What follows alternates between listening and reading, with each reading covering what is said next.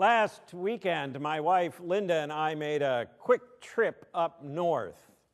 We attended a graduation celebration for our former foster son, who I described to you a few weeks ago. We visited with our daughter Elizabeth and her family, and we spent an evening with our friends Charlie and Christine. Charlie and Christine have just moved to Newburyport, Massachusetts. And so it was the first time we got to see their new home. It is the upper half of a duplex. They've done a wonderful job of refurbishing it and filling it with the artwork that they love to collect. In the back, just off of the kitchen, is a lovely deck. It is some 12 or 14 feet off the ground, and it is surrounded on all sides by maple trees. It was like being in a tree house. As we sat there Monday morning drinking our coffee, the birds were all a-twitter. All the bird calls that one hears in northern New England were in evidence. It was lovely, like a natural chorale. I'd forgotten how that can sound, I said to Linda. So many different melodies. I guess that's why they call them songbirds. It's not like Florida, I went on, like some wise old ornithologist. There are lots of birds in Florida, beautiful birds, but they're so much more quiet. The morning after our return, I was out on our own lanai for my morning prayers, and as the various birds in our neighborhood were waking up, they were far from quiet. So much for my career in ornithology. That said, though, it is true. The birds here are very different from the birds up north. I did a little poking around and discovered that across the globe, there are estimated to be 10,000 different species of birds, give or take a few hundred. Nobody has an exact count.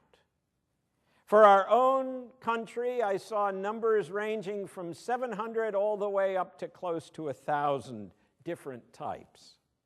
And if you go online, you'll find a bird checklist prepared by the Ding Darling Wildlife Refuge that lists the birds found here on Sanibel.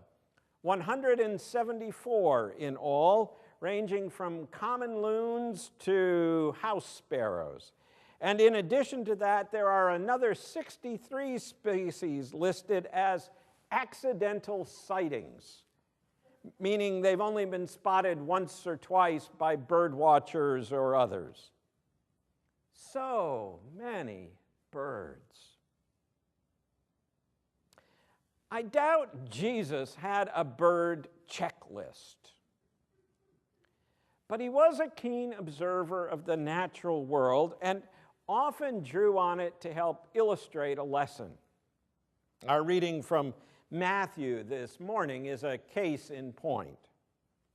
The passage is part of what scholars call the missionary discourse.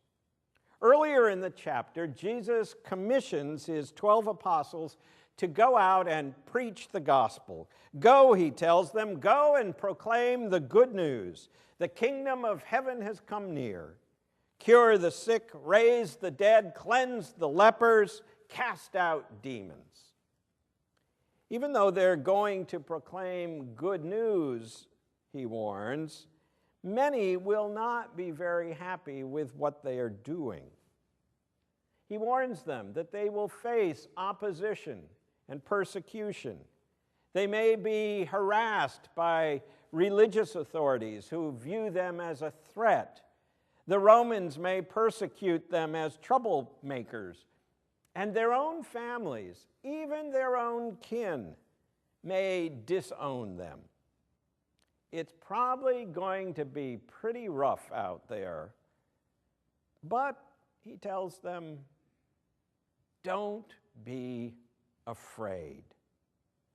you are doing the right thing. Funny, isn't it, how often that idea shows up in the Gospels?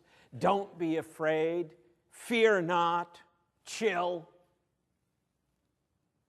Because God knows. God knows what you're up to. And God cares. Look, Jesus asks rhetorically, are not 2 sparrows sold for a penny? Now, that may seem rather odd to us. After all, the last time I looked, Publix wasn't stocking sparrows. They weren't even offering a buy one, get one free deal on them.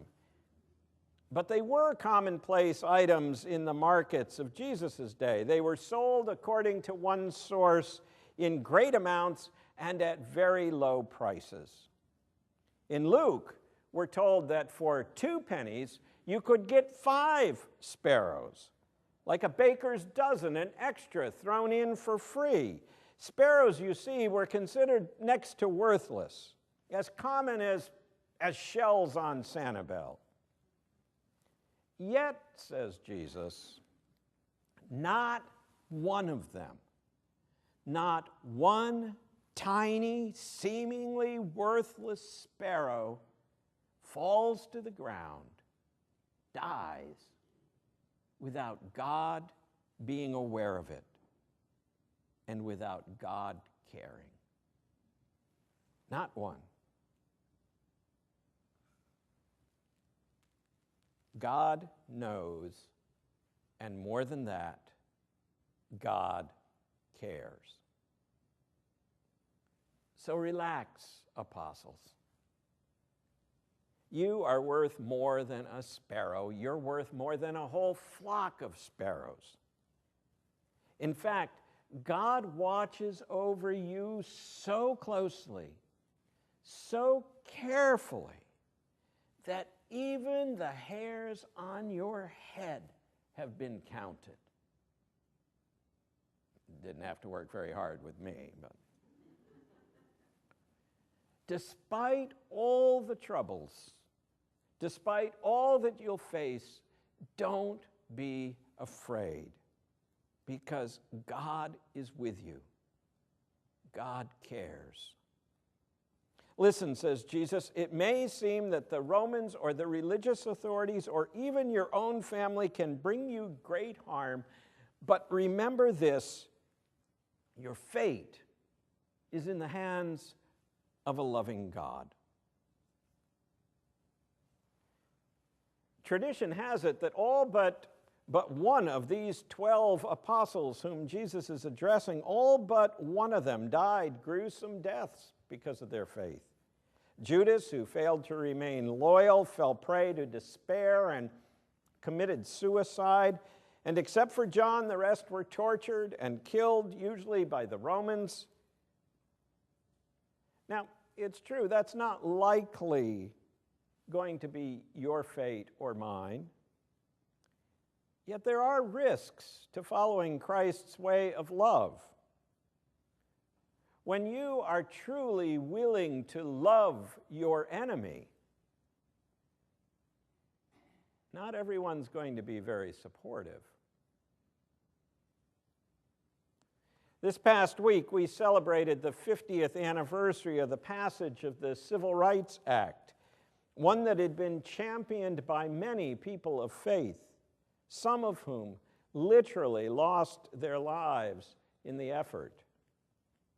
You never know where the way of Jesus will take you. But, says Jesus, fear not. God's eye is on the sparrow, and God's eye is on you. And as long as you are connected to God, that which is of greatest value, that which is the essence of who you are, that cannot be destroyed. As one scholar writes, we need not fear those who will destroy the body, for they cannot harm the soul. Okay, preacher, you're saying let's slow down a bit here. I mean, how does this really apply to us? We're not apostles or missionaries or civil rights workers. I mean, what happened to that nice picture of drinking coffee in the morning on the lanai? Let's go back there. How come we're suddenly thrust into this rather dark place? We enjoy freedom of religion. We can come and go pretty much as we please. Things are good, which is true. But you see, the point is, when we're honest, we recognize that we too face challenges and risks in life. And ultimately, we all face the prospect of death. Now, I know some would say it's rather morbid. Why bring it up? And perhaps it is. But it's also true. As one wit said, nobody gets out of here alive. Obviously, I don't mean that we'll all face the sort of fate that befell those first century Christians or folks like Martin Luther King Jr., but our days will draw to a close. You can live in silent fear of that reality, or you can trust in God. You can trust that the God who cares for the lowly sparrow cares for you as well. And buoyed up by that knowledge, you can live fearlessly and follow the way of Jesus, the way of peace, the way of justice, the way of love. That's what happened with those first apostles. That's what happened to the first readers of Matthew, who also faced persecution by the Romans. That's what happened in the 60s. As Christians and Jews and other people of faith stood up for justice in the face of religious authorities who didn't want to rock the boat, governmental officials who sicked dogs on them and threw them in jail, and even family members who disowned them.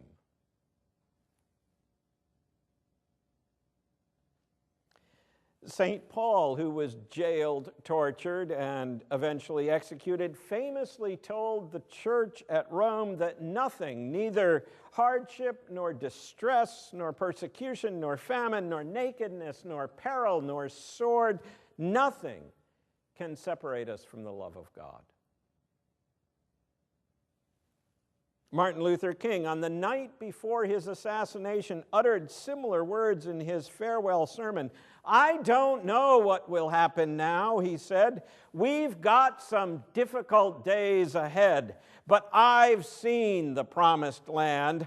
I may not get there with you, but I'm not worried about anything. I'm not fearing any man. Mine eyes have seen the glory of the Lord."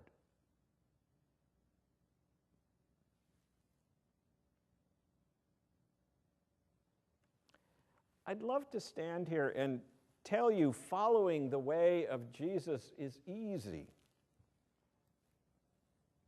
I'd love to say doing the right thing, pursuing peace and justice and the way of love is risk-free. But if I did, I'd be lying. It's not. Sometimes being a Christian can be pretty inconvenient. Sometimes it can be very hard. Sometimes it can even threaten life itself. But fear not. God's eye is on the sparrow. And that which is deemed almost worthless by the world is deemed worthy by God. And you, sisters and brothers, you are considered of even more value than they. The very hairs on your head are counted. And while there may be more challenges, more difficulties than you think you can endure, than you think you can stand, God knows. God cares. And nothing in all creation can even touch that which is the essence of who you are. God's eye is on the sparrow and all 9,999 species of birds as well. God's eye is on the sparrow, and God watches over you. Amen.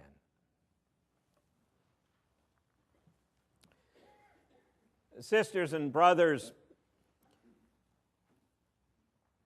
that hymn is one that often runs through my brain, and I often forget that this business about sparrows doesn't just show up in one of the Gospels' lists of Jesus' comforting sayings. The fact that it comes in the midst of this most challenging and difficult passage, when you stop and think about it, gives it all that much more power. In the midst of the realities and challenges and difficulties of living life the way Jesus would have us live it, we are reminded that God's eye is on the sparrow, and that God watches over you. With that in mind, we can live fearlessly, boldly, courageously. We can live as God would have us live. Amen.